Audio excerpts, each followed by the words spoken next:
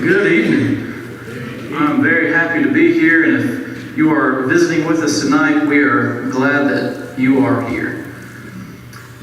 When I was growing up, my dad would typically be the one to drop me and my brothers off at school, and that kind of lasted all throughout elementary and middle school and parts of high school. And every day, every time that he dropped us off, he would always tell us the exact same thing when we were getting out of the car. He always told us as we were shutting the door, he said, "Love you, son, I want you to act like somebody." That's what he said. He said it every single time that he dropped us off. And it was like, "Yep, love you, Dad. All right, we'll see you." And then shut the door and we would run to class. And I would never think anything of it. You know, you're not much of a theological thinker when you're in elementary school. You know, when you're in the 3rd grade, you're more focused on what your mom packed you for lunch and how much more time is it going to take before you get to go to recess. That's typically what you're thinking about. So I never really paid much attention to it. It was always something that Dad just said. And I didn't really begin to think about it until senior year of high school. And I was asked to speak at senior night in high school, and I started reflecting on my life up to that point. And one thing that popped up was act like somebody. That's what my dad said. It's what he's always said, and he still says it today. And I didn't realize back then what it meant until senior night when I realized what my dad was trying to get me to do. He was trying to get me to become a strong Christian. He was trying to get me to act like somebody who was a Christian. If you got your Bibles on you, I would like you to turn to Matthew chapter 5. That's where we are going to be tonight primarily. Matthew chapter 5.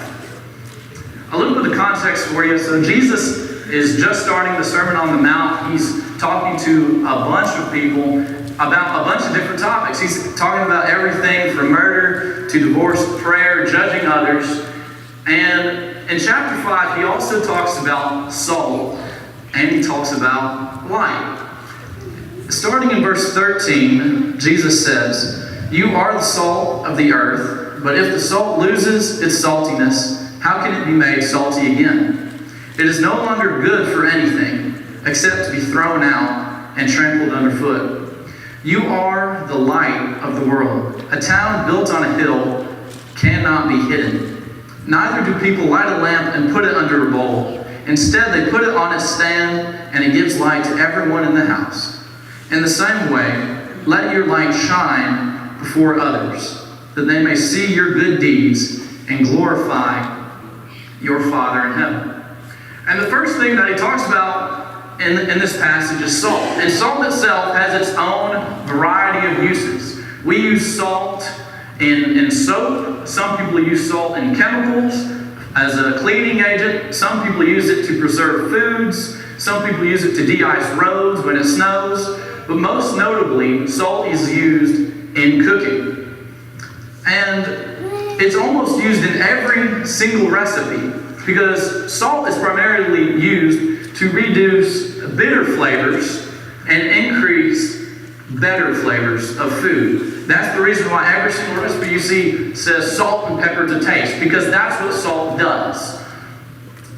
And Jesus tells us in verse 13 that we are the salt. We, as Christians, are to bring out the good in the world. In Mark chapter 9, we see Jesus say something similar in verse 50. He says, "Salt is good, but if it loses its saltiness, how can you make it salty again? Have salt among yourselves and be at peace with each other." If we have salt among ourselves, we are uplifting and bringing to the forefront the good in our lives, and in turn bringing up the good in the world. And that is the power of salt. And then he talks about light. Jesus continues in verse 14 by saying that we are the light of the world. And light has its own uses, just like salt. And light brings light. There's not much to it other than that, other than light brings light. Light shines through the darkness, and light makes known that which was unknown. And from a worldly sense, light gives us a bunch of different uses. Light helps us out in so many different ways. The primary way light helps us is from the sun. Sunlight allows the plants to grow, allows the plants to produce oxygen, allows the whole photosynthesis process to take place. And without light, without sunlight, we wouldn't be able to be here. And also, light gives us an abundance of vitamin D to help us, to help our bodies, to help our serotonin levels, to help make us happy. Because without that vitamin D, we would experience a drop in serotonin and we would probably go into depression.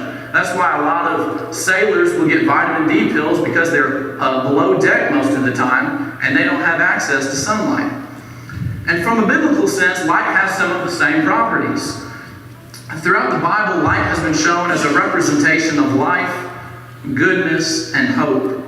In John chapter 1, verse 4, it says, "In him was life, and that life was the light of all mankind." Him referring to Jesus, showing that light gives us life. In 1 John chapter 1, verse 5, it says that, "But if we walk in the light as he is in the light, we have fellowship with one another. And the blood of Jesus, his Son, purifies us from all sin." And then also in John chapter 8, verse 12, it says that, "Again Jesus spoke to them, saying, I am the light of the world. Whoever follows me will not walk in darkness, but will have the light of life." Just like light gives us physical health, physical benefits, spiritual light gives us spiritual benefits of eternal life in heaven forever. And one thing about this story is that Jesus is very clear in his wording. He doesn't say that we need to be the light, we should be the light, one day you'll probably be the light. He's very clear about it. He says that you are the light of the world, and you are the salt of the earth. By calling yourself a Christian, by saying that you are a follower of Jesus, you agree to the terms and services that come with it. We are the salt of the earth, and we are the light of the world because we are Christians. And as Christians, we should never lose our saltiness or hide our light. And at the end of each analogy that Jesus gives us, he also kind of gives a bit of a warning to it. Jesus says in verse 13 that if the salt loses its saltiness, how can it be made salty again? It is no longer good for anything and should be thrown out and trampled underfoot.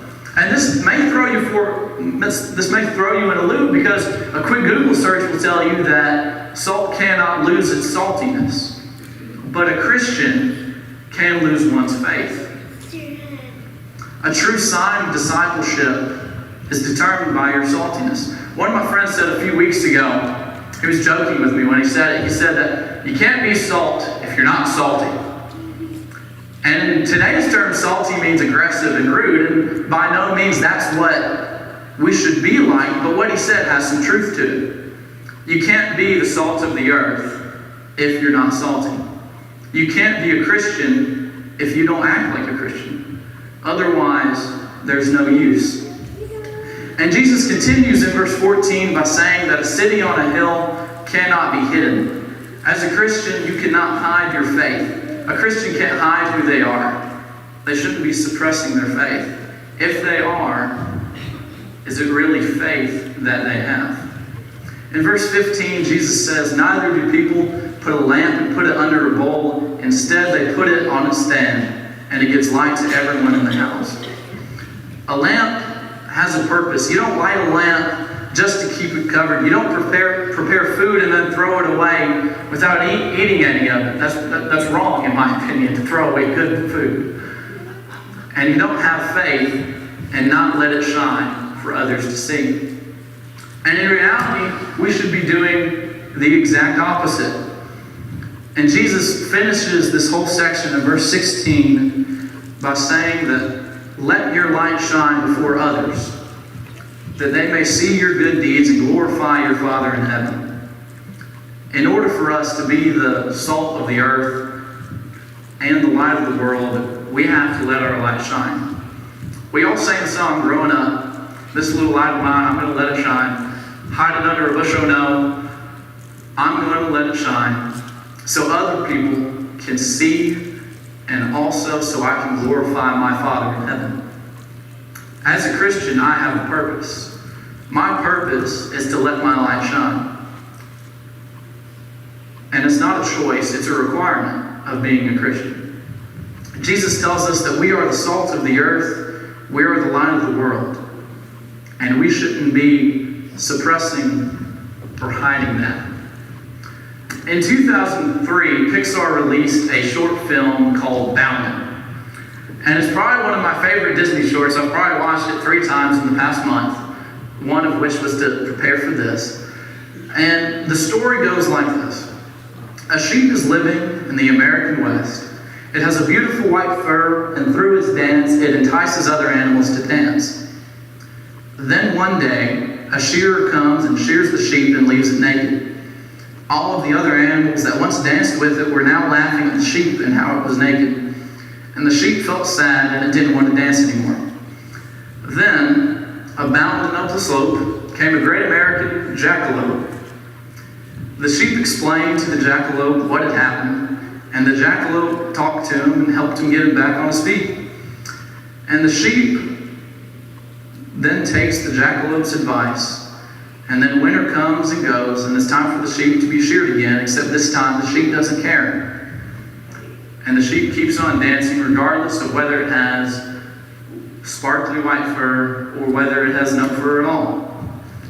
But my favorite part of the story comes from the last line of it. Now in this world of ups and downs, so nice to know there are jackalopes around. I believe that's what a perfect example of a Christian looks like.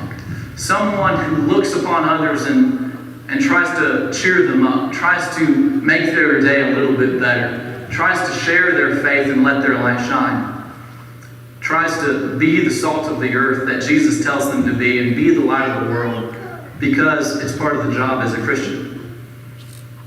A Christian is here to help others and to uplift everyone. And yeah, life gets hard. Even for a Christian, it gets tough. But we should always remember that in this world of ups and downs, it is so nice to know that Christians are around. That's the impact that we need to have on the world. That's the change that we need to bring about. And that's the change that the world needs today. Because the world's not getting any better. That's what it looks like. If you watch the news, if you step outside, you see a lot of unchristian things. You see a lot of immorality. But it's our job to spread the word. Regardless of the weather, regardless of how we feel, regardless of what other people think. We are to spread the word and to let our light shine. Because Jesus tells us to, and it's the right thing to do. Because we're Christians.